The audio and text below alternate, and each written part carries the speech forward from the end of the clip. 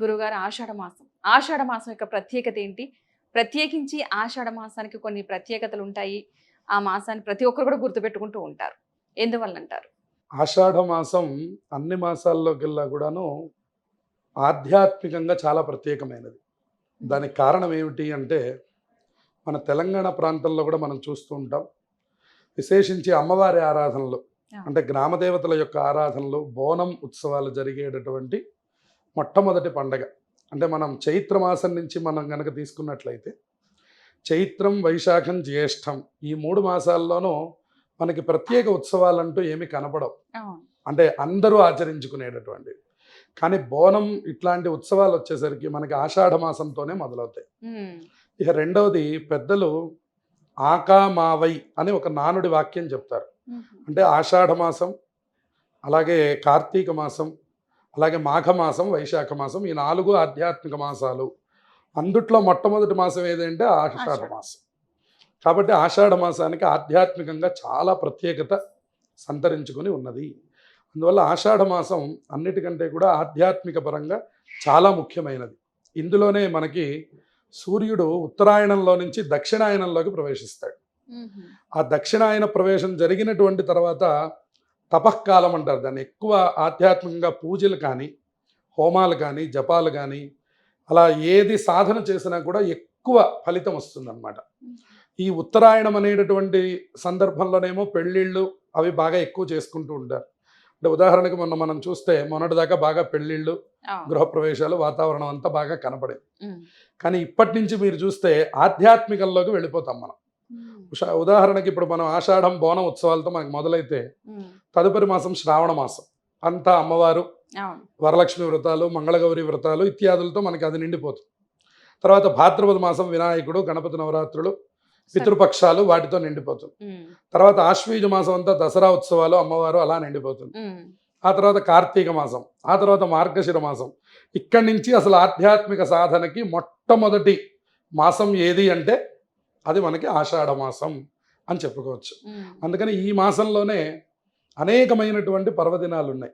దాంట్లో చాలా ప్రత్యేకమైనటువంటిది మనకి ఈ బోనం ఉత్సవాలు ఒకటి అవును. అయితే, రెండవది తొలి ఏకాదశి పర్వదినం, హ్మ్. అలాగే గురు పూర్ణిమ, ఇట్లాంటి అనేకమైనటువంటి పర్వదినాలతో నిండినటువంటి మాసం కాబట్టి ఈ మాసానికి ఎక్కువ ప్రాధాన్యత ఇస్తారు. ఎవరైనా వాళ్ళ యొక్క సాధన మొదలు పెట్టాలన్నా, అలాగే ఏ రకంగా వాళ్ళు ముందుకు వెళ్ళాలన్నా ఆ సాధనని ఈ ఆషాఢ మాసంలో మొదలు పెడితే ఎక్కువ ఫలితాలు రావడానికి అవకాశం ఉంటుంది. అంత గొప్పది ఈ యొక్క ఆషాఢ మాసం. హ్మ్. అదే విధంగా ప్రత్యేకించి ఈ ఆషాఢ మాసంలో తెలంగాణలో చూసుకున్నట్లయితే గనక బోనం ఎత్తుతారు. ప్రత్యేకించి ఆదివారం. అవును. ఎందువల్లంటారు? ప్రత్యేకించి ఆదివారానికి, ఆషాఢ మాసానికి ఏంటి లింకు? అంటే ఆదివారం వచ్చేసరికి మనకి వారాల్లోకెల్లా కూడా మొట్టమొదటి వారం అని చెప్తాం. హ్మ్. ఆదివారానికి ప్రాధాన్యత ఏమిటి అంటే సూర్యభగవానుడి యొక్క రోజు. ఆదివారం సూర్యభగవానుడికే కాకుండా ఆరోగ్యానికి ముఖ్యమైనటువంటి రోజు ఆదివారం. హ్మ్. అందుకనే మన పెద్దవాళ్ళు కూడా చెప్తూ ఉంటారు ఆదివారానికి ఎక్కువ ప్రాధాన్యత ఉన్నది అని. కాబట్టి ఈ ఆదివారం రోజున వీళ్ళు ఏం చేస్తారంటే ప్రతి ఇంటి నుంచి కూడా బోనం తీసుకొని వెళ్ళి గ్రామదేవతకి సమర్పిస్తూ ఉంటారు. తద్వారా మన ఇంట్లో ఉండేటటువంటి గ్రహ పీడలు, అలాగే దృష్టి దోషములు, నరఘోష ఇత్యాది దోషములన్నీ కూడా పోయి పరిపూర్ణంగా ఆరోగ్యం కలగడానికి, అలాగే కుటుంబం అంతా క్షేమంగా ఉండడానికి అత్యంత ముఖ్యమైనటువంటి రోజులు ఆదివారములన్నమాట. ఆదివారం గనక మీరు గనక బోనం సమర్పించినట్లయితే ఈ కుటుంబానికి, అలాగే కేవలం కుటుంబానికే అని కాదు, ఆ గ్రామానికి, అలాగే ఆ వాడకి, ఆ పట్టణానికి, ఆ దేశానికి, ఈ సమస్త ప్రపంచానికి కూడాను క్షేమం కలిగేటటువంటి మొట్టమొదటి ఆచారం మనకి ఆదివారం రోజున ఏర్పాటు చేశారు. ఆదివారం రోజు ఎవరు ఆచరిస్తారో వాళ్ళకి ఆరోగ్యం సంభవిస్తుందని. అందుకనే మనకి ఇదివరకు దృష్టి దోషములు పోవడానికి, విశేషించి మీరు చూడండి ఇదివరకు స్కూళ్ళ రోజులుండే. హ్మ్. వారమంతా స్కూల్కి పంపించి ఆదివారం ఒళ్ళంతా నూనె రాసి ఎండలో నుంచోబెట్టి ఆ తర్వాత తలంటు పోసి శరీరాన్ని శుద్ధి చేసేవాళ్ళు. అంటే ఆరోగ్యం మీరు ఎక్కడ సంపాదించాలి అంటే ఆరోగ్యం అంతా ఆదివారం రోజున సంపాదించాలి. ఇవాళకి కూడా మన పరిస్థితి అదే కదండి. అవును. నెల రోజు ఒక వారం రోజులంతా ఉద్యోగాదుల్లో కష్టపడి ఏదో రకరకాల పక్క పక్కన పడేస్తే ఇల్లు శుభ్రం ఎప్పుడు చేసుకుంటారంటే ఆదివారం రోజు చేసుకుంటారు. హ్మ్. అలాగే పనులన్నీ ఎప్పుడు పూర్తి చేస్తారండి అంటే ఆదివారం రోజు పూర్తి చేసుకోవాలి, అంతే కదా. మళ్ళీ సోమవారం వచ్చిందంటే మళ్ళీ మనం మన వర్క్లోకి పల్లెకి వెళ్ళాలి. ప్రవేశిస్తాం. అవును. అట్లాగే దేవతల్లో కూడా ఆదివారానికి ఆరోగ్య ప్రాధాన్యత, విశేషించి గ్రామ దేవతలకి శక్తి ఎక్కువ పెరుగుతూ ఉంటుంది. అటువంటి సందర్భాల్లో గనక ఈ బోనం గనక సమర్పించినట్లయితే సంవత్సరం మొత్తం కూడా ఆవిడ మనల్ని రక్షించి మన ఆరోగ్యము, మన రక్షణ బాధ్యత రెండు ఆ గ్రామ దేవతకి అప్పచెప్పడం. అందుకని సంవత్సరానికి ఒక్కసారి ఈ బోనం మనం సమర్పించడం అనేటటువంటిది మనకి తెలంగాణలోనే బాగా ఎక్కువ కనపడుతుంది. మిగిలిన వాళ్ళు కూడా ఇప్పుడు చూసి ఆచరిస్తున్నారు. కానీ ఎక్కడ పుట్టింది అని గనక మనం అడిగితే అది ఖచ్చితంగా తెలంగాణ ప్రాంతానికి సంబంధించింది అని చెప్పాలి. ఆంధ్రాలో ఇంత విరివిగా ఉండదు. అట్లాగే మనం ఇటు కర్ణాటక వెళ్ళినా ఇంత విరివిగా ఉండదు. మహారాష్ట్రలో బోనం సంప్రదాయం లేదు. మీరు ఎక్కడికి వెళ్ళండి ఈ సంప్రదాయం లేదు. ఈ బోనం సంప్రదాయం ఉన్నటువంటి ఏకైక ప్రాంతం మనకి తెలంగాణ ప్రాంతం మాత్రమే. అందులో ఉన్నటువంటి ప్రతి గ్రామ దేవత యొక్క దేవాలయం ఈ ఆషాఢ మాసం వచ్చేసరికి కళకళలాడుతూ ఉంటుంది. అంతేకాకుండా ఆదివారాలు వచ్చేసరికి మరింత పండగ వాతావరణాన్ని సంతరించుకుంటుంది. ఎవరింటి నుంచైనా మీరు చూడండి, ప్రతి ఇంటి నుంచి బోనం వెళుతుంది. ఈ బోనంలో ఏముంటాయి అంటే 3 కుండలు పెడతారు. ఒక కుండ మీద ఒక కుండ మీద మళ్ళీ కుండ, అంటే మూడు పెడుతూ ఉంటారు. కొంతమంది ఒకటే తీసుకెళ్తారు. అమ్మవారి వాటి గురించి పెట్టినటువంటి తల్లిగారు. ఈ కింద ఉన్నటువంటి కుండలో పసుపు నీళ్లు, వేపాకులు వేస్తారు ప్రధానంగా. అది మనకి దృష్టి దోషములను తీసేటటువంటిది అని. రెండో కుండలో పెరుగన్నాన్ని పెడతారు. పెట్టి దానికి కొద్దిగా కేవలం ఉప్పు మాత్రమే వేస్తారు. అందులో ఇంకా ఏ రకమైన పదార్థములు కలపరు. పెరుగన్నము, చద్ది అంటారు దాన్ని. ఆ చద్ది అన్నాన్ని లేదా పొంగలి అన్నాన్ని తీసుకొని వెళ్ళి ప్రదక్షిణం చేసి అక్కడ బోనం మీద సమర్పిస్తారు.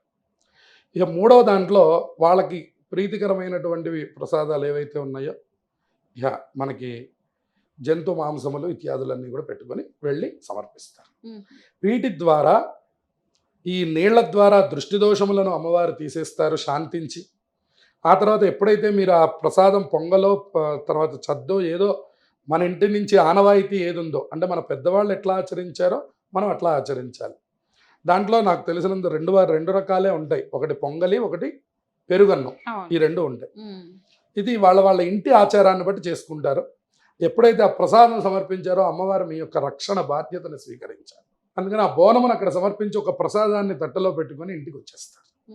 అమ్మవారి కొబ్బరికాయ, పూలు సమర్పిస్తాం. దాంతో ఈ సంవత్సర కాలం మొత్తము కూడా అమ్మవారు మనల్ని ఈ అకాల మృత్యువులు రాకుండా చూడండి. అకాల మృత్యువులు ఎంత చూస్తున్నాము.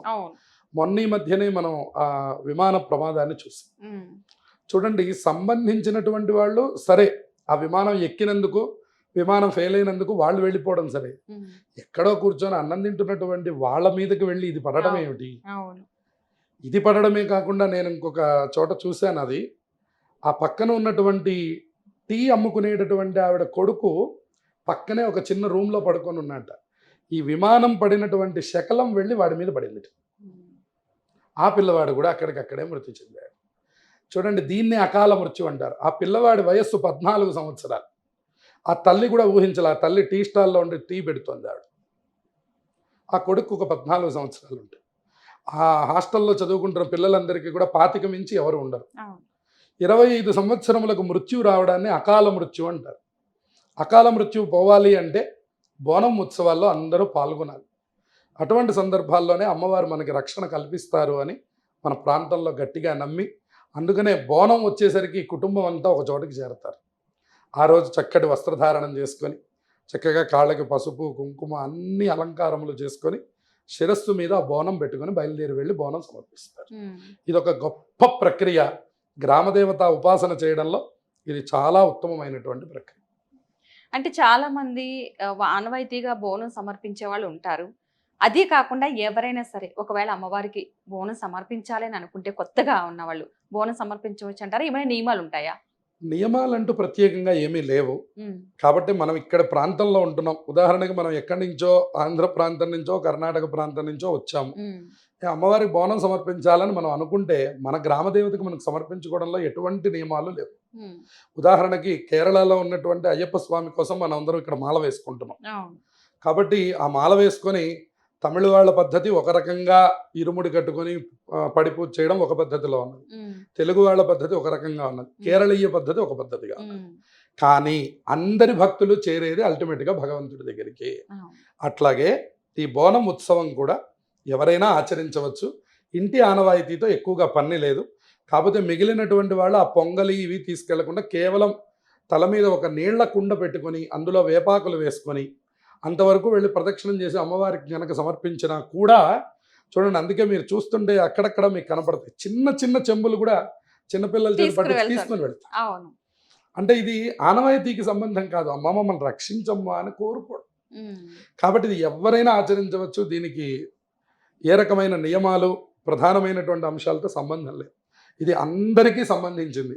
ఇది ఎవరి ఆరోగ్యం వాళ్ళకి సంబంధించింది. ఎవరి రక్షణ వాళ్ళు వెళ్ళి అమ్మవారి దగ్గర కోరుకోవాలి. అందుకని మన పిల్లల్ని కూడా తీసుకెళ్తారు. వాళ్ళకు కూడా ఒక చిన్న చెంపిస్తారు, పసుపు రాసి బొట్లు పెట్టి ఒక చిన్న ముంత పట్టుకొని వాడు బయలుదేరుతారు. కాబట్టి ఇది అందరూ చేసుకోవచ్చు. ఎవరికి ఎటువంటి నియమాలు లేవు, ఎవరైనా చేసుకోవచ్చు. గురుగారు, ఈ ఆషాఢ మాసంలో ప్రత్యేకించి మనకి ఒక తొలి పండుగ వస్తుంది, తొలి ఏకాదశి. దాని ప్రత్యేకత ఏంటి అసలు? తొలి ఏకాదశి అనేది ఈ మాట ఎందుకన్నారంటే, విష్ణుమూర్తి తన యొక్క శక్తిని ప్రకటించడం కోసం యోగ నిద్ర అనేటటువంటి నిద్రలోకి ప్రవేశిస్తారు. ప్రవేశించి ఆయన ఒక 4 నెలలు 5 నెలల పాటు నిద్రా కాలంలో ఉంటారు. అందుకనే మీరు చూడండి, చాలా సినిమాల్లో మనం కథల్లో కూడా మనం వింటాం, విష్ణుమూర్తి ఏం చేస్తారు అంటే ఒక శేషపాన్పు మీద పడుకొని ఉంటే లక్ష్మీదేవి ఆయన యొక్క పాదములు ఒత్తుతూ ఉంటుంది. ఇది మనం విన్నాం. దాన్నే మనం ధ్యానం చేస్తాం. శాంతాకారం భుజగ శయనం పద్మనాభం సురేషం అంటున్నాం. భుజగ శయనం అన్నాం. భుజగం అంటే పావు అని అర్థం. ఆ పాము యొక్క మీద పడుకున్నటువంటి వాడు అంటున్నాం. ఆయన ఎట్ట పడుకున్నాడంటే ఆయనకేమి ఏదో అలసిపోయి పడుకున్నవాడు కదా, శాంతాకారం. ఆయన చాలా ప్రశాంతంగా పడుకున్నాడు. చూస్తే నవ్వుతూ ఉంటాడు. అబ్బా, నవ్వుతూ కూడా పడుకుంటారా అండి? ఎక్కడైనా ఉంటారు. కొంతమంది సగం కళ్ళతో పడుకుంటారు చూడండి, కొంతమంది నవ్వుతూనే పడుకుంటారు. అట్లా రకరకాలుగా శాంతాకారం భుజగ శయనం పద్మనాభం, ఆయన యొక్క నాభి నుంచి పద్మం ఉంటుంది, పద్మంలో బ్రహ్మగారు ఉంటారు. సురేషం, దేవతలందరికీ కష్టం వస్తే ఎక్కడికి వెళ్తారు? విష్ణుమూర్తి దగ్గరికి వెళ్తారు మొట్టమొదటి. అందుకే దశావతారాలు వచ్చాయి. అట్లాగే ఇట్లా మనకి వర్ణించేటప్పుడు ఏం చెప్తారంటే, ఆ భుజగ శయనం, ఆ పాము అనేటటువంటి ఆదిశేషుడి మీద ఆయన పవళించి ఉంటాడు. అటువంటి పవళించి ఉన్నటువంటి యొక్క స్వామి ఎప్పుడు పవళిస్తారు? ఎప్పుడు పడుకొని ఉంటారండి ఆయన అంటే, కాదు, ఆయనకు టైం ఉంది. మనకు ఒక రాత్రి అనే టైం ఎట్లా ఉందో ఆయనకు కూడా ఒక టైం ఉంది. అందుకని దేవతలకి ఉత్తరాయణం అంతా పగలు, దక్షిణాయనం అంతా రాత్రి అని చెప్పారు. ఇప్పుడు మన కాలం లాగానే మనకి ఇక్కడ ఉన్నటువంటి కాలం ప్రకారం, అలాగే ఇక్కడ ఉన్నదానికి అమెరికాలో ఉన్నదానికే మనకి ఇంత తేడా చెప్తుంటే, ఎన్ని మైళ్ళు పైకి వెళ్తే ఉందండి వైకుంఠం. ఆయన గజేంద్ర మోక్షంలో చెప్తారు, ఎక్కడున్నాడయ్యా స్వామి అంటే ఆయన వర్ణించారట. అలవైకుంఠపురంబులో నగరిలో ఆమూల సౌధంబుదాపల మందార వనాంతరామృత సదప్రాపేందు కాంతోపలోత్పల పర్యంక రమావినోదయగు విఫ్వల నాగేంద్రము పాహీ పాహీ అను కుయ్యాళించి సౌరంభియ్యి. అక్కడున్న ఆయనకి వినపడాలట ఈ గజేంద్రుడు ఏడవడం. ఎట్లా వినపడుతుందండి అంటే, ఆయన వినిపించుకున్నట్టు ఆయన భక్తులు ఎక్కడ పిలుస్తున్నారో అని ఎప్పుడు చెవులు పెట్టి వింటూ ఉంటాడట. ఆ విన్నటువంటి తర్వాత ఒక్కసారి గజేంద్రుడి యొక్క ఏడుపు వినపడిందిట. ఒక్క ఉదుటున లేచి పరిగెత్తాట ఆయన. మళ్ళీ దాన్ని కూడా పోతన గారు వర్ణించారు. ఎంత గొప్ప వర్ణన, ఎంత గొప్ప విష్ణుమూర్తి. సిరికింజెప్పుడు శంఖచక్ర యుగమున్ చేదోయి సంధింపడు, ఏ పరివారంబును చీరడ భ్రగపతిన్ మన్నింపడు అని ఆవిడకేం చెప్పలేదట. నేను వెళ్ళొస్తాను, నువ్వు జాగ్రత్తగా చూసుకొని ఏం చెప్పాల. ఆ ఏడుపు వినపడింది, లేచి పరిగెత్తుతున్నట్టు ఆయన. చేదోయి సంధింపడే పరివారంబును చీరడు. సహజంగా ఆయన బయలుదేరాలంటే ప్రోటోకాల్ని పిలవాలి కదా. ఇప్పుడు మనం బయలుదేరామనుకోండి, ఆ డ్రైవర్ ఎక్కడున్నాడు, ఆ కార్ తీసాడా, పెట్రోల్ చూసుకున్నావా, మనం ఫలానా చోటుగా, ఇవేం చెప్పలేదు ఆయన. లేచాడు, పరిగెత్తుతున్నట్టు. ఏ పరివారంబును చీరడు అభ్రగపతిని వర్ణింపడు. అభ్రగపతి అంటే గరుత్మంతుడు. ఆయన పిలవలేదు అసలు, ఈయనే పరిగెత్తుతున్నట్టు. ఇదేమిటిది? ఆయన ఆశ్చర్యపోతున్నాడు.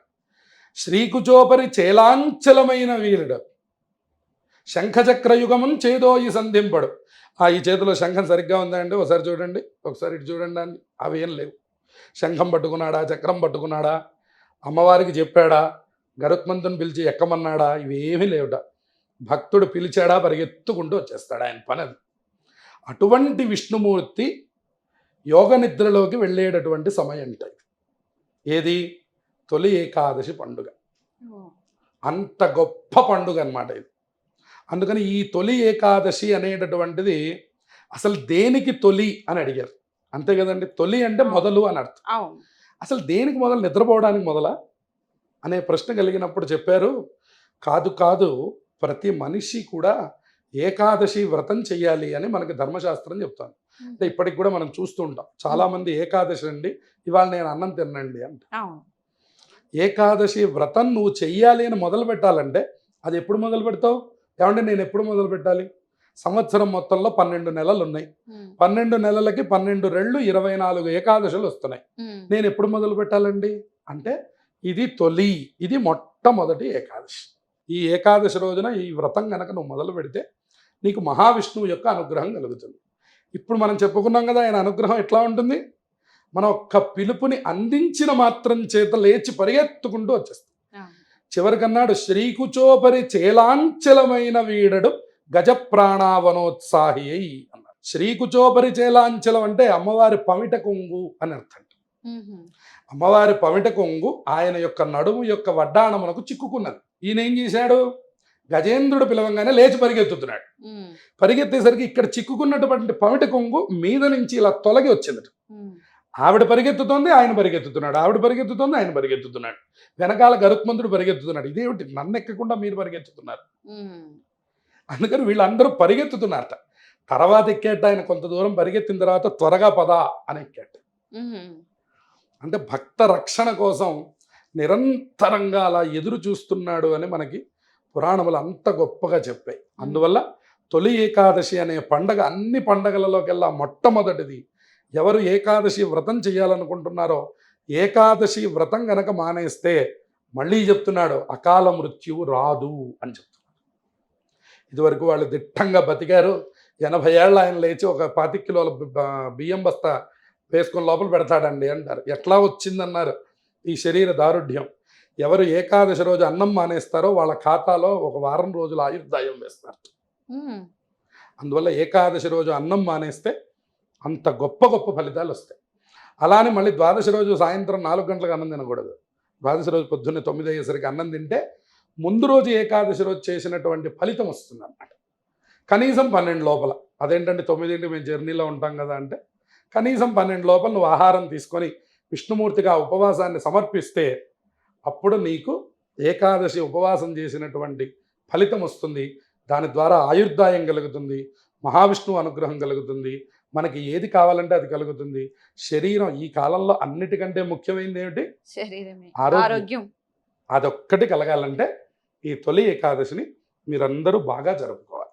అంటే ఈ తొలి ఏకాదశి రోజున ప్రత్యేకించిన పూజ నియమాలు పాటించి తప్పకుండా. ఇప్పుడు అవకాశం ఉన్నటువంటి వాళ్ళు ఒక సత్యనారాయణ వ్రతం చేసుకోవచ్చు.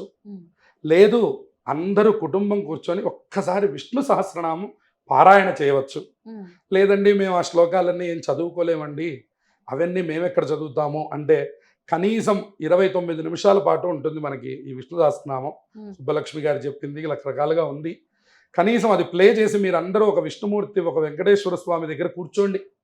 కనీసం ఒక అరగంట ఇది భగవత్ సమయం అని మీరు కేటాయించి ఆ రోజు కూర్చొని విష్ణుమూర్తికి ఆ సమయాన్ని ఇవ్వండి. అప్పుడు కూడా మీకు ఆ ఫలితం దక్కుతుంది. ఎందుకంటే చూడండి, తండ్రి సంవత్సరం 2 ఏళ్లకు కానీ కొడుకు అమెరికా నుంచి ఇంటికి రాడు. ఏదో 2 రోజులు వచ్చి వెళ్ళిపోతాడు. వెళ్ళిపోతే ఆయన ప్రేమ ఎంత ప్రేమ అంటే సంవత్సరం 2 ఏళ్లకు ఒక్కసారి వాడిని చూస్తున్నాను నేనని. 2 అవుతుంది నాన్న, వాడు ఎక్కడో బయటికి వెళ్ళాడు, వాడేమో తినడు పెందలాడి, నువ్వు పెద్దవాడివి నీకు నీరసం వస్తుంది, నువ్వు అన్నం తినంటే వాడు ఉండేదే 2 రోజులు. కాబట్టి నేను వాడితో కూర్చొనే అన్నం తింటా. వాడు రాత్రిపూట వచ్చి ఒక్క అరగంట మాట్లాడి వెళ్ళిపోతే ఆ జ్ఞాపకాలు ఆయన 2 సంవత్సరాలు పెట్టుకుంటాడు. అట్లా మీరు నిరంతరం బిజీగానే ఉన్నారు. ఒక్క తొలి ఏకాదశి రోజున ఒక్క అరగంట సమయం భగవంతుడి ముందర కూర్చొని ఒక్క తులసిమాల అట్లా స్వామివారికి సమర్పించి కూర్చొని విష్ణు సహస్రనామం చదవగలిగిన వాళ్ళు చదివి, చదవలేనటువంటి వాళ్ళు కనీసం విన్నా ఆ తండ్రి విష్ణుమూర్తి అంత గొప్పగా సంతోషపడిపోతాడు. ఎందుకంటే ఆయన చాలా సులభుడు. ఆయనకేమి మనం రకరకాలుగా సంతోషపెట్టాల్సిన అవసరం ఏం లేదు. ఆయనకు ఒక చిన్న భక్తి చూపిస్తే సంతోషపడతాను. నువ్వు నన్ను ఆర్తితో పిలవరా గోవిందా అని, నీకోసం నేను రెడీగా ఉన్నాను. ఎక్కడున్నాను? వైకుంఠంలో కూడా లేను. నడుచుకుంటూ వచ్చి తిరుమలలో నుంచొని ఉండిపోయాడు ఆయన. ఉమ్. ఆయన పడుకొని కూడా పడుకోవాలా, కూర్చొని కూడా కూర్చోవాలా. ఏం చేశాడు ఆయన? అట్లా నిలబడి. నుంచొని ఉండిపోయినాడు. అవును. ఎందుకుటా నుంచోవడం? అమ్మవారు అడిగిందిట. ఏమిటా నుంచుంటావు? హాయి కూర్చో, విష్ణుమూర్తి అంటే హాయిగా మనకు ఆసనాలు బోల్డ్ ఉన్నాయి. ఏ భక్తుడు పిలుస్తాడో, ఏ క్షణాన రక్షించాలో గోవిందా అనంగానే రక్షణకు వెళ్ళిపోవాలి ఉమ్. అని భాగవతంలో కృష్ణుడి యొక్క స్కందంలో చెప్పారు. అందుకని ఆయన చిటికిన వేల మీద అట్లా ఎత్తి ఆ పర్వతాన్ని అలా నుంచుండగానే చాలామంది నమ్మలేదు. ఎత్తడం అయితే ఎత్తాడు, కానీ ఎంతసేపు పట్టుకుంటాడు? ఉమ్. చూస్తే చిన్నపిల్లవాడు, ఉమ్. చిన్నదైనటువంటి చెయ్యి అందున చిటికిన వేలు మీద పెట్టాడు. ఏ క్షణమైనా వదిలేస్తాడు. ఆయన తల మీద పడితే పడింది, నా తల మీద పడుతుంది లేనిపోయిందని అసలు చాలాసేపు నమ్మలేదట స్వామివారు. ఉమ్. తర్వాత నెమ్మదిగా ఆవుల లోపలికి వచ్చాడు. ఇంద్రుడు వడగళ్ల వాన కురిపించాడు. అవును. ముందు గోవుల లోపలికి వచ్చాయి. అవును. గోవుల తర్వాత మనుషులు వచ్చారు. ఎందుకంటే వీడికి భగవంతుడి మీద నమ్మకం ఉండదు, వాడి మీద వాడికి నమ్మకం ఉండదు, ఉమ్. వాడికి తల్లిదండ్రుల మీద నమ్మకం ఉండదు, వాడు చేసే ఏ పని మీద వీడికి నమ్మకం ఉండదు. అది మనుష్యత్వంలో గొప్పతనం. వాడు దేన్ని నమ్మడు. వాడు అవును. ఇంట్లో పెళ్ళాన్ని నమ్మడు, తల్లిదండ్రుల్ని నమ్మడు, ఆఖరికి వాడు కూడా నమ్మలేనటువంటి స్థితిలో ఉంటూ అంటున్నాను. అందుకని ముందు గోవులు వెళ్ళిపోయినాయిట. ఎవరు పట్టుకున్నది అక్కడ? శ్రీకృష్ణుడు. ఉమ్. ఆయన మన మీద కొండ పడేస్తాడా అని ఎవరు పరిగెత్తారు? గోవులు. గోవులు వెళ్ళిపోయినాయిట. గోవులు వెళ్ళాక మనిషికి బుద్ధి వచ్చిందట. అందుకని మనుష్యుడిని గోవుకు పూజ చేయమన్నాడు, గోవుని మనుషుడికి చేయమని చెప్పాలి. అవును. అందుకని మనిషి వెళ్ళి గోవుకు పూజ అని బుద్ధి వస్తుంది. ఎందుకని? ఆయన అవి నమ్మే- నమ్మినట్టు కూడా నువ్వు పరమాత్మను నువ్వు నమ్మలేదు. అవును. అందువల్ల ఈ ఏకాదశి రోజున కనుక మనం కనీసం విష్ణు సహస్రనామం చదువుకున్న, ఒక తులసి దళం సమర్పించిన, ఇంకా అవకాశం ఉన్నటువంటి వాళ్ళు సత్యనారాయణ వ్రతం చేసుకోవచ్చు. అలాగే విష్ణుమూర్తి ఆలయానికి వెళ్ళి సందర్శించవచ్చు. ఇలా తొలి ఏకాదశిని సుసంపన్నం చేసుకోవాలి ప్రతి ఒక్కరూ కూడా. ఆ విషయాన్ని అందరూ తెలుసుకోవాలి. చాలా గొప్పగా చెప్పారు గురుగారు. అదేవిధంగా ఇదే ఆషాఢ మాసంలో మనకి ప్రత్యేకించి గురు పౌర్ణమి గురు పౌర్ణమి చాలా విశిష్టంగా జరుపుకుంటూ ఉంటారు చాలా మంది. దాని యొక్క ప్రత్యేకత కూడా తెలియచేయండి. గురు పౌర్ణమి అనేది అత్యంత ముఖ్యమైనటువంటి సన్నివేశం. ఉమ్. కారణం, ఇది గురు పౌర్ణమి కంటే మొట్టమొదటి పేరు ఏమిటంటే ఇది వ్యాస పౌర్ణమి అని పేరు. అవును. ఎందుకని వ్యాస పౌర్ణమి అంటే, వ్యాస భగవానుడు లోకానికి చేసినటువంటి ఉపకారం అంతా ఇంత కాదు. ఇవాళ మనకు అసలు వ్యాసుడు అంటే మన పిల్లలకి తెలియట్లేదు. దీని మీద చాలామంది పెద్దలు, చదువుకున్నటువంటి వాళ్ళందరూ దృష్టి పెట్టాలి. ఇది ఏమైపోయిందంటే, గురు పూర్ణిమని వాళ్ళ యొక్క గురువుల్ని సత్కరించమని ఈ పూర్ణిమ వచ్చింది. ఉమ్. ఇప్పుడు నువ్వు ఎవరి దగ్గర చదువుకొని ఉంటాం, ప్రతి ఒక్కళ్ళం ఒకళ్ళ దగ్గర చదువుని అభ్యసిస్తేనే ఈ రూపం వచ్చింది మనకి. అవును. అవును. చదువు లేకపోతే మన బుర్ర మనకి ఎందుకు కూడా మనకి ప్రయోజనం ఏం లేదు మనుష్యత్వానికి. ఒక్కొక్కళ్ళు ఒక్కొక్క రంగంలో రాణిస్తారు. ఒకళ్ళు డాక్టర్ అవుతారు, ఒకళ్ళు లాయర్ అవుతారు, ఒకళ్ళు ఇంజనీర్ అవుతారు, ఒకళ్ళు జర్నలిస్ట్ అవుతారు, ఒకళ్ళు వేద పండితులు అవుతారు. రకరకాల విద్యలు ఏదైనప్పటికీ ఖచ్చితంగా ఒక గురువుని ఆశ్రయించి చదువుకోవాల్సిందే. అవును. అది డబ్బులు ఇచ్చి చదువుకున్నామా, పాఠశాలలో చదువుకున్నామా, యూనివర్సిటీకి వెళ్ళామా, హాస్టల్లో ఉన్నామా తర్వాత విషయం. కానీ గురువు గారు లేకుండా విద్య వస్తుందా? రాదు. రాదు. అందుకని గురుత్వానికి గౌరవాన్ని ప్రకటించవలసిన రోజు గురు పూర్ణిమ అని చెప్పి, ఉమ్. మనకి టీచర్స్ డే అని జరుపుకుంటున్నాం కదా సెప్టెంబర్ 5వ తారీఖు. అవును. టీచర్స్ డే ఎటువంటిదో గురు పూర్ణిమ అటువంటిది. ఉమ్. మనం ఇంగ్లీష్ యాక్టివిటీలో మనం దాన్ని టీచర్స్ డే అంటున్నాం. అవును. టీచర్స్ డే ఎటువంటిదో గురు పూర్ణిమ తెలుగు పండగల్లో అటువంటిది.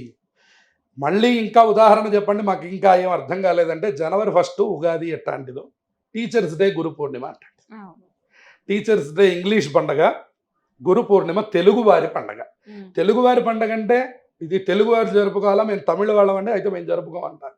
అట్లా కాదు, ఇది అందరూ జరుపుకోవాల్సింది. ఇది ప్రాచీనమైన పండగ. ఇది మనం పెట్టింది కాదు. వ్యాస భగవానుడు పూర్ణిమ అంటే ఎప్పటివాడు వ్యాస భగవానుడు అంటే ఎంత పూర్వం, ఎంత వెనక నుంచి జరుగుతున్నటువంటి పండగ అని అర్థం. అవును. అందువల్ల వ్యాస పూర్ణిమకి చాలా ప్రత్యేకత ఉన్నది. ఎందుకంటే వ్యాస భగవానుడు లేకపోతే అసలు ఈ లోకంలోకి పురాణములు అందవు. ఉమ్. వ్యాస భగవానుడు లోకానికి చేసిన గొప్ప మహోపకారం ఏంటంటే, వేద విభాగాన్ని 4గా విభాగం చేశాట ఆయన. మామూలుగా వేదం అంతా ఒక కుప్పలాగా పోశారు. పోస్తే అసలు ఏది ఏ వేదం ఎందుకు ఎక్కడ ఎలా ఉపయోగపడుతుందో అది ఎవరికి తెలియదు. ఇప్పుడు అక్కడ వేదం అనగానే అందరు దండం పెడతారు, ఒక కుప్ప అక్కడ ఉంది. అప్పుడు ఆయన ఏం చేశారంటే, అయ్యా ఈ విభాగం ఋగ్వేదం, ఇది మీకు మంత్రశాస్త్రంగా ఉపయోగపడుతుంది, ఇది మనకి యజ్ఞయాగాదుల్లో ఇది శస్త్రం. అట్లాగే యజుర్వేదం అంతా కర్మకాండ, ఇది ఇట్లా ఉపయోగపడుతుంది. సామవేదం ఇదంతా గానం, ఇది ఇట్లా ఉపయోగపడుతుంది. ఇది అధర్వణ వేదం, ఇది మంత్రశాస్త్రము, ఇది ప్రయోగాలు, రాకెట్లు ఇత్యాదులన్నీ తయారు చేయడంలో ఒక ఇండస్ట్రియల్ ఏరియా ఎలా జరగాలి, అదే ఇంజనీరింగే వేదం అండి. వేదం కాని ఇంజనీరింగ్ ఏమిటండి? ప్రపంచంలో ఆయుర్వేదం ఉంది, వైద్య శాస్త్రం. ధనుర్వేదం ఉంది, ఆయుధ శాస్త్రం.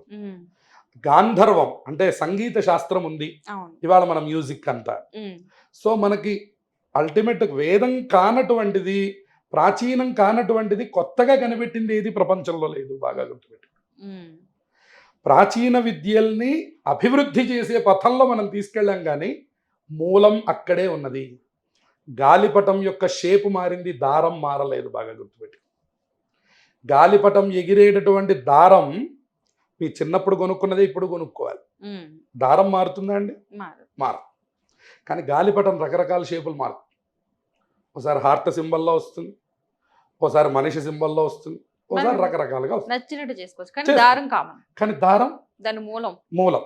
అట్లాగే వేద శాస్త్రములు కామన్, దాన్ని మీరు రకరకములుగా వాడారు. ఇప్పుడు జెట్ తయారు చేశారు, రాకెట్ తయారు చేశారు, రకరకాల విమానములు తయారు చేశారు. ధూమశకటం అనేవాళ్ళు అనమాట. రైల్ అనే దానికి తెలుగు పేరేమిటి? ధూమశకటం అనే పేరు అనమాట. అసలు ఇది చెప్తే కూడా ఎవరికి తెలియదు. ఈ ధూమశకటాన్ని తయారు చేశారు, ఒకదాన్ని ఆధారం చేసుకొని. ఇటువంటి ప్రయోగాలన్నీ కూడా అధర్వణ వేదం చెప్పారు. అట్లా ఒక్కొక్క విధానాన్ని ఒక్కొక్క శాస్త్రం మనకు తెలియజేసింది.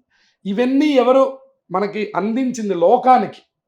ఎక్కడో కుప్పగా పడిపోయినటువంటి దాన్ని తీసుకొచ్చి అసలు లోకంలోకి ఎవరైనా అందిస్తే కదా మన దాకా అందేది. అలా అందించింది ఎవరు అంటే వ్యాస భగవానుడు అందించాడు. ఇక తర్వాత ఏం చేశాడంటే 18 పురాణాలని రచించాడు.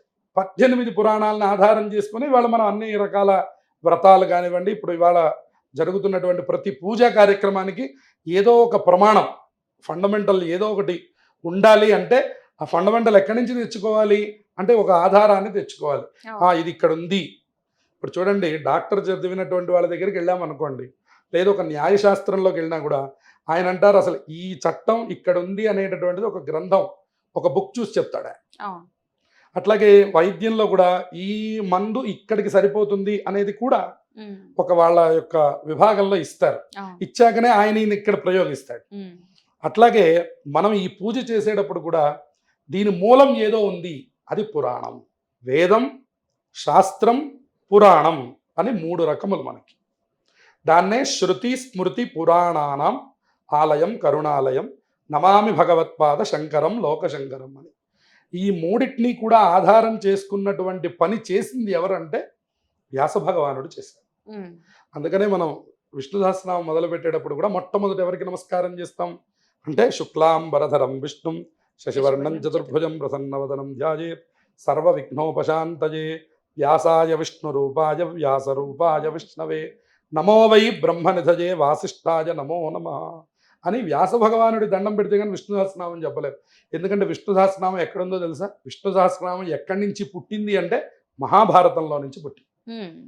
మహాభారతం ఎవరు రచించారు? వ్యాస భగవానుడు రచించాడు. వ్యాస భగవానుడు ఎట్లా రచించాడు? గణపతిని పెట్టుకొని రచించాడు. ఆయన రాయలా, ఆయన చెప్పాడు. రాసింది ఎవరు? గణపతి. మీరు ఆ చిత్రపటం చూడొచ్చు. వ్యాసుడు చెప్తూ ఉంటాడు, గణపతి రాశాడు. ఇది ఎక్కడ రాశాడు? ఇట్లా రాయడం బదరీ క్షేత్రంలో రాశాడు. అందుకనే మీకు ఇప్పటికి కూడా అక్కడ వ్యాస గుహ ఉంటుంది. ఆ సరస్వతీ నదిలో స్నానం చేసి వచ్చి ఒడ్డును కూర్చున్నారట ఆయన. కూర్చొని గణపతిని పిలిచారట. నేను చెప్పగలను కానీ రాయలేనయ్యా అన్న. మరి రాసేవాడు ఎవడైనా కావాలి కదండి బాబు, ఊరికే చెప్పేవాళ్ళు ఎట్టా రాయాలి కదా. రాయకపోతే లోకానికి అందదు. చెప్తే కొంతవరకే అందుతుంది, రాస్తే చాలామందికి అందుతుంది. ఎందుకంటే అక్కడ రాసి పెట్టేస్తారు. అందుకే మన పుస్తకాలు, ఇప్పుడు మనం చదువుకునే పుస్తకాలు ఇవన్నీ కూడా రాసి పెట్టేయడం దేనికంటే, ఇవరకు పుస్తకావిష్కరణలని పెద్ద పెద్ద సభలు జరిగేవి. ఎందుకని పుస్తకానికి అంత ప్రాధాన్యత ఉంది. ఎన్ని తరాలైనా ఉండిపోతుంది పుస్తకం. అందుకని చెప్పాను ఆయన ఏమన్నారంటే రాసేవాళ్ళు కావాలన్నట్టు. ఎవరు రాయగలరాయా నువ్వు చెప్తే ఎవ్వరూ రాయలేరు అన్నట్టు. మరి ఎవరు రాయలేకపోవడం ఏంటి, ఇంతమంది దేవతల్లో రాసేవాడే లేడా అంటే ఆ గణపతి అన్నట్ట రాస్తానని చెప్పని అన్నట్టు. మరి వాళ్ళకి ఏమన్నా పాపం పెన్నులు ఉన్నాయా ఆ కాలంలో, వైట్ పేపర్స్ ఉన్నాయా, లేదా రకరకాల ఏమన్నా ఇంక్ ఉందా, బాల్ ఉందా, పోయడం ఉందా, ఏమున్నాయి వాళ్ళ దగ్గర. మరి నువ్వు ఎట్ట రాస్తావయ్యా అని అడిగాట. తాళపత్ర గ్రంథం తీసుకున్నాడు, తన దంతాన్ని విరిచి రాసేసాడు. ఏనుగు దంతంలో ఉండే వైట్ అంతా ఇంత కాదు అది, దాన్ని తీసి ఎన్నిటికి వాడుతున్నారు ఇప్పుడు. అందుకని ఆ ప్రయోగాన్ని గణపతి ఏనాడోనే చేశారు. అందుకని వ్యాస భగవానుడు చెప్పాడు, గణపతి రాశాడు. రాయడం వల్ల మనకు అష్టాదశ పురాణాలు వచ్చాయి. ఈయనకి ఆయనకి ఒక నియమం పెట్టుకున్నారట, నేను చెప్పడం ఆపను, నువ్వు చెప్పడం మహావేగంగా చెప్పాలి, ఆయన చెప్పినంత వేగంగా ఈయన రాయాలి, నువ్వు ఎప్పుడు ఆపేసావో నేను అక్కడ పెట్టి వెళ్ళిపోతానని చెప్పాట. అంటే ఈయన చెప్పడం ఆపకూడదు, ఆయన అంత బాగా చెప్పాలి. ఉండు కాసేపు ఆలోచిస్తున్నానంటే ఈయన అక్కడ పెట్టి వెళ్ళిపోతాడు. అందుకని ఆయన అంత కండిషన్ పెట్టి మరి కూర్చున్నట్టు. ఈయన చెప్పడం ఆపలేదు, ఆయన రాయడం ఆపలేదు. మహాభారతం అయిపోయింది. ఎన్ని వేల శ్లోకాలు రాశారు మహాభారతం అంటే. అందులో నుంచి అనుశాసనిక పర్వం అనే పర్వంలో ఉన్నదట విష్ణు సహస్రనామం. అప్పుడు మనం అందరం చదువు. కాబట్టి అంత గొప్ప వ్యాస భగవానుడికి ఉత్సవం చేయాలి అంటే పూర్ణిమ రోజున ఉత్సవం చేయాలి. అందుకని కనీసం మేమిక్కడి నుంచి కోరుకుంటున్నది ఏమిటంటే, ఇది మరీ సాయిబాబా పండగ కూడా అయిపోయింది. అసలు ప్రతి వాళ్ళకి ఎక్కడికి వెళ్ళాలండి అంటే సాయిబాబా గుడికి వెళ్ళడం ప్రారంభమైంది. నేను తప్పు అనట్లేదు, కానీ వ్యాసుడు గురించి ఎవరు చెప్పట్లేదు. అలాగే కనీసం మీ గురువులు ఎవరైతే మీ టీచర్స్ ఉన్నారో, ఎవరైతే ఇప్పుడు సంగీతమో నృత్యమో ఏదో నేర్చుకుంటున్నటువంటి గురువు గారులు ఉన్నారో వాళ్ళందరినీ సత్కరించుకోవాల్సిన రోజు గురు పూర్ణిమ. బాగా గుర్తుపెట్టుకోండి. వ్యాస భగవానుడిని పూజించాలి, శంకరాచార్యుల వారిని పూజించాలి. శంకరాచార్యుల వారు అన్నప్పుడు ఇంకొక మాట కూడా చెప్పాలి. అందుకనే యతీశ్వరులు కూడా చాతుర్మాస్య దీక్ష అని చేస్తారు. ప్రతి పీఠం వాళ్ళకి చాతుర్మాస్య దీక్షలు ఉంటాయి. ఆ దీక్ష మొదలయ్యే రోజు ఈ గురు పూర్ణిమ, వ్యాస పూర్ణిమ. ఇవాళ నుంచి మొదలుపెట్టి వాళ్ళు చాతుర్మాస్య దీక్షలు చేస్తారు. అది ప్రతి పీఠంలోనూ ఉంది మనకి. కాబట్టి అటువంటి గొప్పదైనటువంటి రోజు గురు పూర్ణిమ. గురు పూర్ణిమ రోజు ముఖ్యమైనటువంటి పనులు 3 చేయాలి. అందులో ఒకటి వ్యాస భగవానుడిని తప్పకుండా స్మరించాలి. ఈ తరం వాళ్ళకి ప్రత్యేకంగా చెప్పేది ఏంటంటే, ఆ తల్లిదండ్రులు కూడా పిల్లలకి చెప్పట్లా. ఖచ్చితంగా మీరు వ్యాస భగవానుడి యొక్క చిత్రపటాన్ని తీసుకొచ్చి వాళ్ళకి చూపించండి. అసలు వ్యాస భగవానుడు అంటే ఎవరో లోకానికి, ప్రపంచానికి, మన తర్వాత భావితరాలకి తెలియాలి. లేదంటే మనకి ఎంతసేపటికి వీళ్ళు మిగిలిపోతారు, కానీ అక్బర్ బీర్బల్ కథలు తప్ప మన దగ్గర ఏం మిగలవు. ఇంకా ఇప్పటికే మిగల. ఇప్పటికే మనకి స్కూల్ విభాగంలో అసలు ఒక పురాణానికి సంబంధించిన కథలు చెప్పడం అన్నీ పోయినాయి. అసలు రాముడు ఎవరంటే ఒకసారి 4 సార్లు కిందకి అటు ఇటు చూసే పరిస్థితి వస్తుంది. కృష్ణుడు ఏం చేశాడు అంటే ఎంతసేపు గోపికలు వీటి గురించి మాటలు తప్ప, 16,000 మంది భార్యలండి, 8 మంది గోపికలండి, ఈ మాటలు తప్ప అసలు కృష్ణ భగవానుడు అంటే ఆయన ఏం చేశాడనే మాట చెప్పే వాళ్ళు లేరు, చెప్పే విద్యాలయాలు లేవు. స్కూల్లో ఎక్కడైనా చెప్తారండి అసలు కృష్ణుడు ప్రస్తావన వస్తుందండి ఎక్కడైనా స్కూల్లో? ఒక రాముడు ప్రస్తావన వస్తుందా అండి? మన చిన్నప్పుడు తప్పకుండా వచ్చేది. మనందరం పుస్తకాల మీద చూసాం. మనందరం రామాయణంలో నుంచి ఒక పోర్షన్ మనందరికీ చెప్పేవారు. రాముడు రావణాసురుడిని ఎందుకు చంపాడు, సీతాదేవిని ఎందుకు ఎత్తుకుపోయినాడు, ఇది చిన్న పిల్లల దగ్గర నుంచి తెలుసు వాళ్ళకి. ఇవాళ ఎంతమందికి తెలుసు? హూ ఈజ్ సీత అంటాడు, ఎవరా సీత అనే పరిస్థితి ఇవాళ లోకంలో నడుస్తున్నది. విద్య ఎంత ఎదిగిపోతున్నా చూడండి, ఈ ఆధ్యాత్మిక విద్యనే నేర్పమని ధర్మం చెప్పట్లా, లౌకిక విద్యని నేర్చుకోవద్దు అని చెప్పట్లా. కానీ మీరు మూలాలు ఎప్పుడు మర్చిపోయారో, మీరేం చేస్తున్నారంటే మూలములు మర్చిపోయి తల్లిదండ్రుల్ని చూడట్లేదు అంటున్నారు. దేవుడి మీద భక్తి లేనటువంటి పిల్లవాడు ఎవ్వడు తల్లిదండ్రుల్ని చూడడు. బాగా గుర్తుపెట్టుకోండి. దేవుణ్ణి చూడాలి అంటే మీ స్వార్థం ఎక్కడి నుంచి మొదలవ్వాలంటే, ముందు వాడిని భగవద్భక్తి వైపుకి మీరు నడిపిస్తే భవిష్యత్తులో తల్లిదండ్రుల మీద కూడా భక్తి వస్తుంది. అంతేగాని ఉన్న పళంగా తల్లిదండ్రుల మీద భక్తి రాదు. ఎందుకు వస్తుంది? రాదు.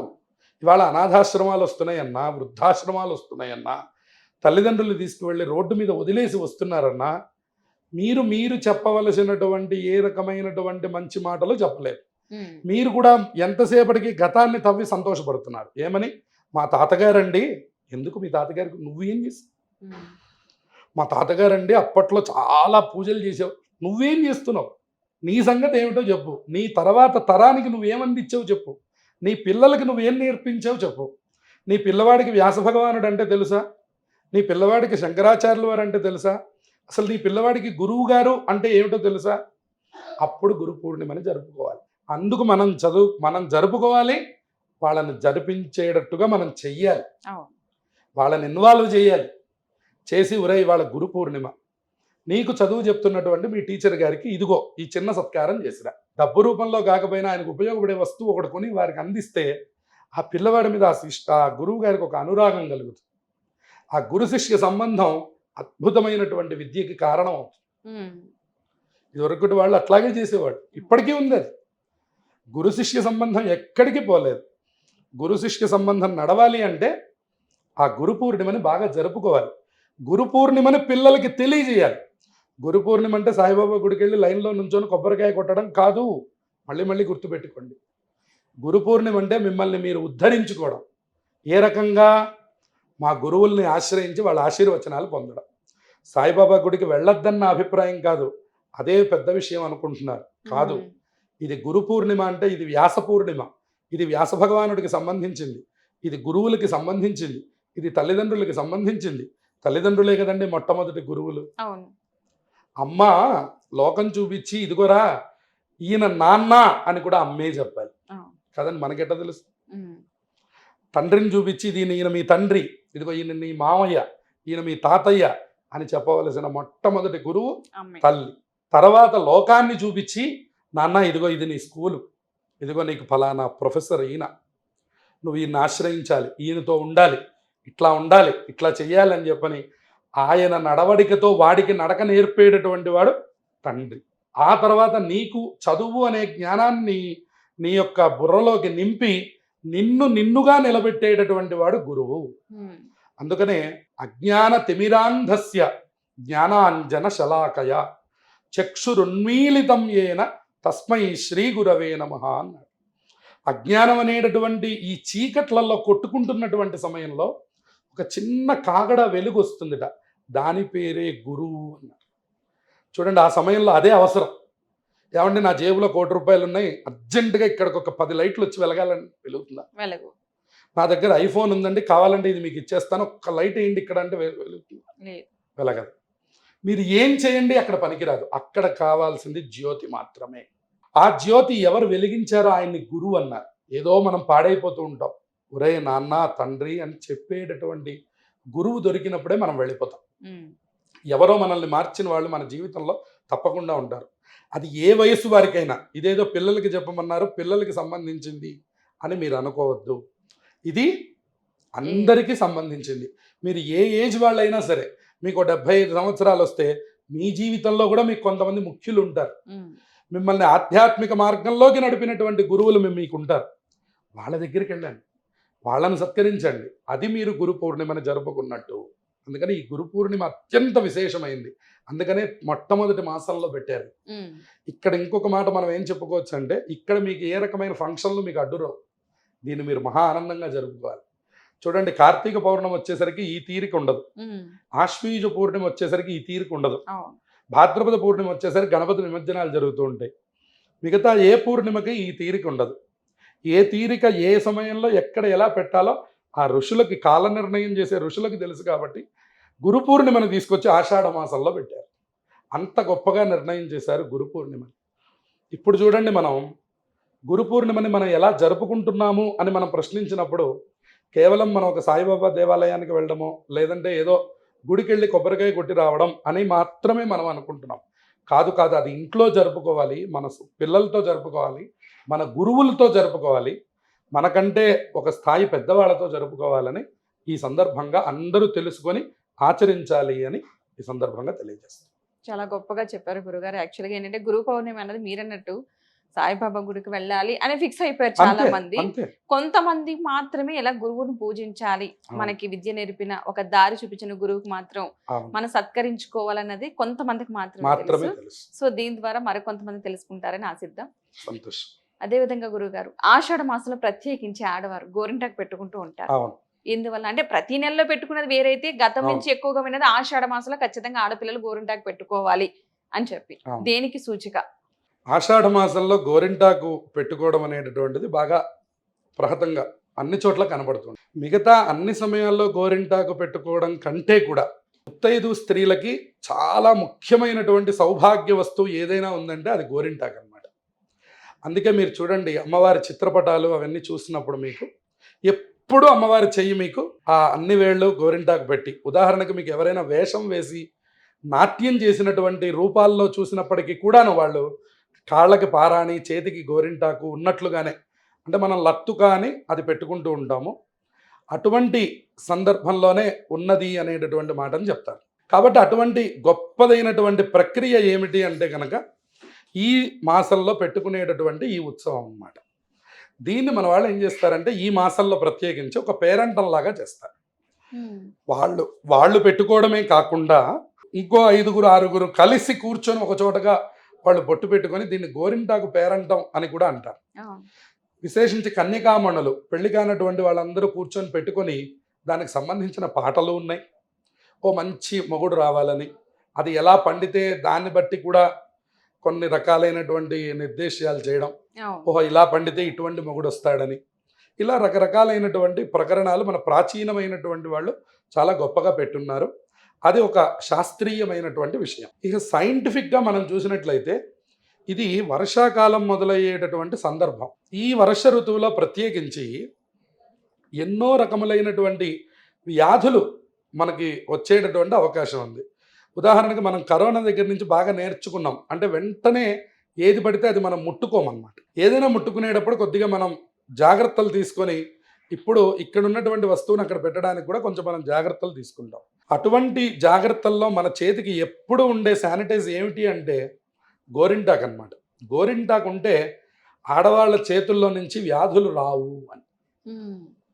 ఎవరి చేతికి గోరింటాకు ఉందో అదొక యాంటీబయాటిక్ లాంటిది అనమాట. ఆ యాంటీబయాటిక్ ఉన్నటువంటి వాళ్ళు గబుక్కున ఏది ముట్టుకొని ఇది ముట్టుకొని అది ముట్టుకున్నా, అది ముట్టుకొని ఇది ముట్టుకున్నా వాళ్ళకి ఎటువంటి రకమైనటువంటి ఇబ్బందులు రావు. కారణం ఏంటంటే చేతికున్నటువంటి గోరింటాకు మహిమ. దాని ద్వారా వ్యాధులు రాకుండా ఆ ఇంట్లో ఉండేటటువంటి వాళ్ళందరికీ ఆరోగ్యం సంభవించడం కోసమని ప్రత్యేకంగా ఈ యొక్క కారణం పెట్టారు. ఇక మూడవది ముత్తైదుతనం ఎల్లకాలం ఉండడం కోసం. ఆడవాళ్ళకి అత్యంత ముఖ్యమైనది ఏమిటంటే జీవితంలో భర్త తోడుండడమే. ఇది ఎంతమంది ఒప్పుకున్నా ఎంతమంది ఒప్పుకోకపోయినా ఇది ముఖ్యమైనటువంటి నిజం ఏమిటంటే మీరు ఎంత అప్డేట్ అయినా అవ్వండి, ఒక సందర్భంలో ఖచ్చితంగా మనం మళ్ళీ లోన్లీ ఫీల్ అవ్వాల్సిందే. మీరు ఒక 1000 కోట్ల రూపాయలు సంపాదించండి, ఒక ఆదరించేటటువంటి భర్త, ప్రేమించేటటువంటి పిల్లలు లేనటువంటి సందర్భం అది ఎప్పుడు దుర్భరమే. మీరు ఎంతైనా సంపాదించండి. అందువల్ల ఇవాళ మనకు అనేకమైనటువంటి విషయాలు కనబడుతున్నా గతం వాళ్ళు మీరు ఆలోచన చేస్తే, అంటే మరీ అంత మూర్ఖంగా ఉండమని చెప్పడం మన ఉద్దేశం కాకపోయినా, గతం వాళ్ళు ఏం చేసేవాళ్ళు అంటే ఆ భర్త అట్టా వచ్చాడు పొరపాటున అంటే అట్లా రాని వాళ్ళు లేరా, ఎంతమంది చక్కగా కాపురాలు చేసుకొని ఎంత ఆనందంగా వెళ్ళిపోయారు. మనం ఎందుకు ఈ బాలేని వాళ్ళనే చూసి వాళ్ళనే మనం తలుచుకోవాలి. మా గురువు గారు ఒక మాట చెప్పారు, ఏమండి ఇదివరకు మామూలుగా చిన్నతనంలో, అంటే ఇదివరకు కనీసం ఒక 20 వచ్చేసరికి ఆడపిల్లకి ఎక్కువ కాలం ఉంచేవాళ్ళు, పెళ్ళిళ్ళు చేసేవాళ్ళు. ఇప్పుడు మనకు ఒక చట్టం వచ్చిందిగా, కనీసం 21 అన్నా రానివ్వండి, 25 అన్నా రానివ్వండి అనే సందర్భం వచ్చింది. అయితే ఇదివరకు వాళ్ళు 18కి 20కి చేసినటువంటి సందర్భాలు ఎందుకు, ఇప్పుడు ఎందుకు అని చెప్పనంటే, అట్లా 18-20కి చేసుకొని 90 ఏళ్ళు బతికినటువంటి కుటుంబాలు ఎన్నున్నాయో చెప్పడానికి వీల్లేదు. కానీ మనం ఏం చేస్తామంటే చిన్నారి పెళ్లి కూతురు లాంటి సీరియళ్ళు తీసి చూసి దాంట్లో ఏదో ఇబ్బంది పడ్డారు కాబట్టి ఇక మీరు ప్రపంచంలో ఆ పని చేయవాకండి అని చెప్తాం. మనం కూడా చెయ్యండి అని చెప్పే మాట కంటే చెయ్యొద్దు అని చెప్పినటువంటి మాటకి తొందరగా అట్రాక్ట్. చూడండి, మొన్న ఒక విషయం వైరల్ అయింది మనకి. ఒక ఆయన ఎవరు చెప్పారో అది తప్పు, నేను ఇక్కడ దీని పరంగా ఖండిస్తున్నాను. మగవాళ్లే ఇంట్లో దీపం పెట్టండి అని చెప్పారట, ఆడవాళ్ళకి పని లేదని. ఆ దెబ్బకి వాళ్ళకి మహా వ్యూస్ వచ్చేసాయి. ఆహా, ఆడవాళ్ళకి పని లేదనేసరికి అది మరింత సంతోషించదగ్గ విషయం. దాంతో మహదానందపడిపోయి ఎన్ని వ్యూస్ వచ్చాయో, ఎంతమంది పెడుతున్నారో.